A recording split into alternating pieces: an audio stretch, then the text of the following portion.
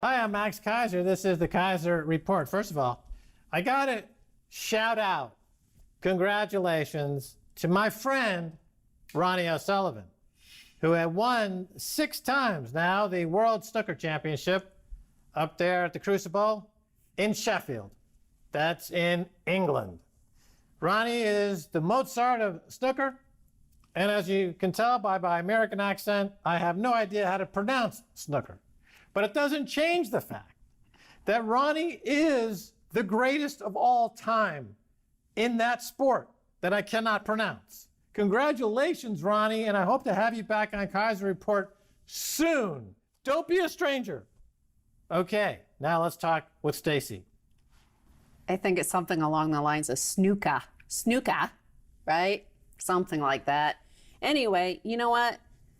Max was a champion in predicting this sort of headline. Stan Druckenmiller, speaking of London, I guess they used to run the quantum fund out of there, right? He and George Soros? Yeah. I'm not sure where they domiciled. Probably somewhere way offshore. Certainly they did crash the pound. And that is this guy, Stan Druckenmiller. He was on one of the financial news shows here in the United States, and he predicts inflation and deflation. Out of the ordinary, huge numbers. He sees inflation will hit 5 to 10% over the next 4 to 5 years. And he said that's based on what he heard at Virtual Jackson Hole, that the Fed is encouraging the government to print more money, more stimulus, so fiscal stimulus, and that's like MMT, he said, and this is going to cause inflation. On the other side, he said, all their asset price bubbles that the Fed is stoking is going to cause collapse, which will cause a 3 to 5% deflation on the other side. So both tails, he calls it. Right. Well, I mean, this is, yeah, you're right, because it plays into, we've been talking about this for a while. A couple of things. First of all, definitions for the words inflation and deflation. This is the fact that he can say both are happening at the same time or could happen at the same time. You have to ask yourself, what's the use of even using words like inflation or deflation? Because doesn't describe what's going on with the economy. We've outgrown those words. The economy has moved beyond those definitions. We're in a different type of economy and market completely. I've called it things like biflation. We talked about that last year, where you have both inflation and deflation. We talked about having financial wind shear, where the forces of inflation and deflation are butting up against each other, and then the average person's kind of caught in the middle, like you would be caught in a storm, a boat in this kind of storm, and it's being ripped apart and you're spinning. We called it a Bermuda Triangle of finance, where you're flying over the economy and all the gauges are going in opposite directions. And is it inflation? Is it deflation? Am I upside down? We called it the Poseidon adventure of the economy, where Steve McQueen and his band of people escaping the ship are going in the wrong direction because they don't realize they're upside down. This has been a common theme. So Stanley Druckenmiller is now stating what we've been saying now for a number of years, that it looks like both, but it can't be both. It has to be something different. And what it is, as we've been saying, is that it's neo-feudalism. It's the Fed is printing all this money, as he points out, but it's not inflating the economy because it's being used to take the economy private in a huge leverage buyout. Like if Michael Milken were running the world, this is what he would do. It's neo-feudalism, Stanley. That's what, call it by what it really is. Yeah, and it's that command and control in order to maintain that status quo of the neo-feudalism, whatever you want to call it. The interference in the markets, which are reflecting just merely nature, and including in it time and energy. And those are the two most important ingredients to measuring, our economy. And time went negative with negative interest rates. Energy prices went negative in the past year. So it makes sense that you would have that swirling compass telling you, are you up or down? You don't know anymore, because at a certain point, you lose track. And you could kind of see this in this next chart. Actually, Jeffrey Gundlach says this could be the chart of the year. And what you see is this crisis increased disposable income. The bottom line there is disposable income excluding government transfers. So Social Security, welfare, unemployment benefits, anything like that. including, you see, it is a huge surge going back decades. This is like a huge surge in U.S. income, and totally because of U.S. government transfers. So this is the thing that Stanley Druckenmiller says is going to cause the inflation, but it's also extraordinary that you're seeing, we have gone through the looking glass. It started in 2008, that we've really had that a lot of the income of the ordinary American, 18.8% in 2008, came from the government. And that's when baby boomers turned 62. Now you have that, plus the pandemic, plus all this collapse, plus the financial collapse, plus the negative interest rates and negative energy prices. And we have 24% of income in America is from the government. So we're reaching some sort of tipping point. The event horizon is being passed. The disposable income is being flooded into the system. That's the money printing. And so Gundelach's saying that, and Druckenmiller saying there's an inflation risk, or it's causing prices to go up. Simultaneously, though, you are living on a ship that is sinking due to the implosion of the velocity of money and therefore the collapse of the bond market. And we know that the bond market has collapsed because the only way that America can sell sovereign bonds or government debt is to buy them back from itself. If America wasn't buying back its own debt, then there would be no bid. There would be nobody buying the debt. And like in 1971, the American government would have to declare bankruptcy or insolvency, which is what Nixon did when he closed the gold window. So net, you have an economy that would be similar to what you might find at a funeral home. It's a cadaver that's being drained of all of its life fluids, but people are mistaking the formaldehyde of fiat money as a reanimation of the corpse, and that we should then put this corpse up on its own 2 feet and ask it to walk out of the funeral parlor, which is asking too much of a corpse. This American economy died in 2008. There's been a lot of formaldehyde pumped in through the system, but it's still dead. It's as dead today as it was in 2008. And these professional money managers, obviously, by their statements, are utterly lost in the woods, have no idea what they're saying, have no idea what they should be doing. Well, part of the situation we find ourselves in of the topsy-turvydom and where we can't tell up from down is that we do have a bifurcated economy of neo-feudalism, right? And because we have the US dollar and we can print it, we don't need the bottom 99%.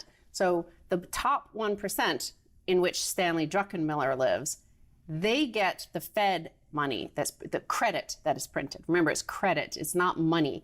Only the US Treasury can create money. They can issue bonds and they could print currency. So the ordinary 99.9% of Americans live in that other economy where they have to rely on the Treasury, and the government for tax policy, business policy, fiscal policy, all of that stuff that would create a real economy. And obviously, since Nixon, but especially under Bill Clinton, we shipped all of our economy to China, right? And the top 1.1% have been able to live off all this credit. They get free credit for which they could buy up all the assets of the world and have an income stream based on that, based on the real goods and services produced by the rest of the world. And part of the military-industrial complex and the intellectual property complex, they get to collect that stream based on all the credit created. Whereas the real ordinary person lives in that other economy. And you're seeing that huge rise in income is now hitting them because of this coronavirus. And that's also going to cause a turmoil. We don't know how it's going to play out, but it could play out in this election because people have savings for the first time. Go online, read it. You could see people talking about having savings for the first time in their lives because of all this stimulus money that's being sent to them, the enhanced unemployment benefits. So, there is something going on, something snapping. We won't know until it actually happens, and we can look back in hindsight, but it's something interesting. Well, that's an interesting point to make. Disposable income is going up, but it doesn't mean that income is being disposed of. Yeah, exactly. Right? People are saving it. They're not actually spending it, which would mean that's why the money velocity is so down also, is because, disposable income, if you want to describe it as disposable income, is up, but people are saving it. They're not disposing of it. So you don't see people don't believe that this economy is coming back, so they're saving. Now, this is also called the paradox of thrift, and it's reviled by the Keynesians and the money and the debtors out there who believe that you need to spend, or the economy collapses. But, that is only true if you have sound monetary policy, and we don't. If interest rates are zero, as you point out, then the Michael Milkification of the economy is in full swing. That is, taking it private. The mergers and acquisitions will continue until the beatings stop, or the mergers and acquisitions will continue until morale improves. Animal spirits improve. Right, until animal spirits come back. And if they never come back and we find ourselves with, oh my God, only 5 people own 99.8% of the economy, how did that happen? Well, if you watch this show for the last 10 years, you would know how it happened. Yeah, and in fact, when you said that Americans are saving all this cash in this huge savings rate, it's like Chinese level savings rates. And why did the Chinese save so much? Well, because there is no sort of, they have a really neo-feudal system where this concentration of wealth is vast. So they want to save in order to be anti-fragile, of course, because healthcare costs, things like that might wipe out their family's wealth. So they have to save a lot because of the precariousness of the whole situation. So of course, like your experience over the last few decades where you haven't had savings for decades because you have to work and work and work 2 or 3 jobs. Remember, as George Bush had said, like uniquely American. Well, of course, like you have post-traumatic stress disorder from these stressful years. And you finally could say, okay, here it is. I've got some savings. Right. The Depression generation were great savers. Yes. My mom would, save her pennies and her nickels and put them into penny wrappers and take them to the bank and cash them in every few months, right? I mean, that was something she learned as a child of the Depression. These young millennials and Generation Z are children of the debt apocalypse, you might call it, that this is what Stan Druckenmiller had talked about in terms of the deflation he's expecting. He's expecting it in the asset prices of the Fed-controlled economy, not the Treasury, a controlled economy, the people that have to live within the Treasury and send their checks to the Treasury for their taxes and stuff like that, or receive income from the Treasury. So these are 2 different economies, and they're about to collide. This could be like a neutron star colliding very soon. And what happens when neutron stars explode? It gives us gold. Yes. We're going back to gold. We're going to take a break after this neutron star explosion and a meteor hits. And when we come back, we won't be here at all. It'll be a complete obliteration. Don't go away.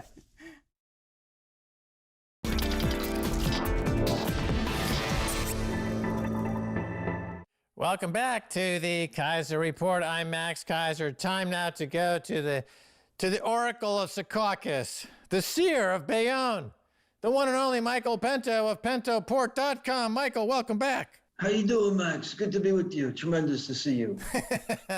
Always a good time with Michael Pento. All right, let's, usually we talk kind of macro stuff, and I wanted to dig into what's happening in your industry, folks that are doing what you do and trying to make money in these markets. Let's start with Warren Buffett. He dumped all of his airline stock recently, most of his bank shares. He went long Barrick Gold. That's quite an interesting move there. And Japanese conglomerates. Is he shorting America? The thing that he said he would never do, Michael. This is the traditional emblematic person who says, just buy and hold America. And now he's buying gold. So I guess you can teach an old dog new tricks. He no longer believes in the sanctity and the purchasing power maintenance of the US dollar. So he's selling dollars, buying precious metals. I love the move. I think it's very wise, and he's welcome aboard my team. He has to be nimble. That's one thing you need to be in this industry, is nimble. You don't make money by sticking on to a sinking ship. Now, Stan Druckenmiller Another famous money manager, worked with George Soros for a long time, one of the best in the business. He made an interesting statement. He thinks that inflation could easily hit between 5 and 10% because, according to him, we've got this de facto MMT, or modern monetary theory, going on. At the same time, he thinks you could see deflation in terms of asset bubble bursts, right? So this is like two conflicting forces in the economy all at one time. It sounds, I guess, vaguely like stagflation, but what do you make of that, Michael? I mean, I like Mr. Druckenmiller, but he seems a little bit conflicted there. There are two different investment strategies. I have a 20-point model called the inflation, deflation, and economic cycle model, and it makes a heck of a big difference if you want to be hedged against stagflation or inflation or hyperinflation, or if you want to protect against disinflation and deflation. So he better make up his mind. Collapsing asset prices would be very deflationary, and you need totally different strategy than from one that's, as I said, a second derivative increase in inflation. I am hedged right now towards disinflation and deflation and recession. I was hedged for stagflation from March to, say, August, and I've changed mid to late August. I changed the portfolio strategy because we have a massive fiscal and monetary cliff that we're going over. And for those that believe, like Mr. Powell, that you could just say, I believe that we should now have a 2.5% inflation target instead of a 2% target that we just can't reach as we measure it based on the core PCE deflator, blah, blah, blah. That doesn't mean you can reach it. As I said, we had a $3.3 trillion deficit in fiscal 2020. That was borrowed money that was printed by the Federal Reserve. And now the Fed's balance sheet that went from $800 billion in 2007 to $7 trillion in 2020, it increased by $3 trillion in a matter of a few months. That balance sheet, Max, is now shrinking. If you look at the past month, the balance sheet has shrunk by $100 billion. That's a big difference than increasing at the rate of about $500 billion a month. That's a huge trenchant gap in the acceleration of the monetary base. And when you add on to that the fact that there's no more helicopter money, no more $1,000 checks going out of Mr. Bernanke's helicopter, passed out for the first time in this country, universal basic income, that is what caused the stagflation in the middle of this year. But now, again, like I said, be prepared, Mr. Druckenmiller, for disinflation, deflation, and recession until the monkeys in DC decide to have the courage to borrow trillions of dollars more and bankrupt the nation even further, and have the courage for Mr. Powell to print it all. This modern monetary theory or universal basic income and this idea, it sounds like, and this election coming up, it sounds like it's an election about whether America wants to be socialist or not. Is that a fair characterization? What fiscal or monetary policy has ever been in place that has, in any country, not only the United States, any country in the world that has been able to be successfully removed? I mean, Japan has had the ZIRP policy for decades. They're still there, and in QE. Europe is at zero interest rate policies and in QE. We got off our ZIRP policy for maybe a nanosecond, and then we're already panicking and cutting rates in 2019, months before anyone ever heard of a Wuhan virus. They cut rates 3 times in 2019, remember that? And we were back into QE when the repo market blew up. So now we jumped the shark, we entered into the threshold, the new era of UBI and modern monetary theory, where we just say, you know what, you stay home and we'll send you a check. Don't have to do anything. In fact, if the Democrats get in, Kamala Harris, who was on the Democratic ticket as the vice president, has espoused $120,000 per annum to every family, virtually every family that's not, quote unquote, rich. Okay, so yes, that's how that is how Mr. Powell is going to finally achieve his core PCE 2.5% inflation for many, many years, or at least as many years as it was below 2% inflation. And that is the unholy union between fiscal and monetary policy, where you get money not just sent to Wall Street so they can gamble away, so the Robin Hood traders can also join in. You send money to JP Morgan, and you send money to Robin Hood traders through their $1,000 checks that arrive in the mail, and that's how you get hyper stagflation. And that's probably where we're headed if that's where DC wants to really go. Across the world here in China, we've got some tensions rising. Looks like they're going to reduce some of their U.S. bond holdings. Does it matter that China starts dumping bonds more, U.S. bonds more aggressively? I mean, can't the Fed just print more money and buy them? Is it a big event there, Michael? Well, I think it's a big event for the U.S. dollar's hegemony and its world reserve currency status. I've often said that the U.S. dollar is going to lose that status. I don't think it's going to crash against the renminbi or the yen or the euro, but it could lose a lot of its purchasing power, even against other flawed fiat currencies. Look, I think China's made a decision and said, couldn't Donald Trump just renege and default on that portion of treasuries that's owed to China? That's a big risk for China. Also, the Chinese are not really getting a huge interest rate on a 10-year note. The 10-year treasury is yielding 0.6%. And it could be heading to zero like the rest of the developed world. Maybe China says, gee, why am I going to invest my trade surplus in a bond that pays me nothing, and the principal can be defaulted on by decree from the president? So maybe I'll do the smart thing and put my currency surplus in things that really mean something, like precious metals. I got to ask you this question. You're a keen observer of markets and global finance.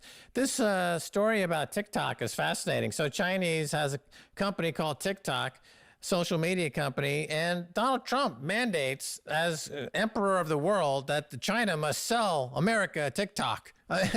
Where did this come from? Is this unprecedented in your lifetime, or what's going on here, Michael? Well, I mean, I'm certainly not an expert in TikTok, but I can tell you this. We have a president who, again, I'm apolitical. I did vote for the man, but he seems to be, not only him, but him and the Federal Reserve seems to be stretching the boundaries and limitations of what government is supposed to do. So you're not supposed to tell companies, hey, if you go overseas, you're going to pay a huge tax if you develop your products overseas, and when you import them back here in the United States, you're going to pay a huge tax. That doesn't really sound like capitalism to me. Although, he's trying to, fix the trade deficit. By the way, we've had the biggest trade deficit. This country, the United States, has the biggest trade deficit it's ever had in the last 12 years. In the last month's trade deficit was the largest we've ever had. So for all the bluster about trying to balance our trade deficit with the rest of the world, it just hasn't not worked. But, you want to say China spies on us? I'm not a big admirer of the government of China. Maybe they do. I'm sure that's the case. And Trump, by decree, can say, guess what? You're selling that company or you're banned from this nation. So nothing surprises me anymore. By the way, just to tie that into a nice little bow, I used to think that the Federal Reserve was not allowed to buy junk bonds. I used to think that would be ridiculous. But guess what? During emergencies, we have learned one thing. During an emergency, our government and our Fed can do anything. Forget about the Constitution. Yeah, I mean, they're just driving a tow truck. They're driving a semi-truck through every legal barrier on the books. I mean, I've seen the Wall Street for 40 years ignore the law, but this is getting pretty absurd.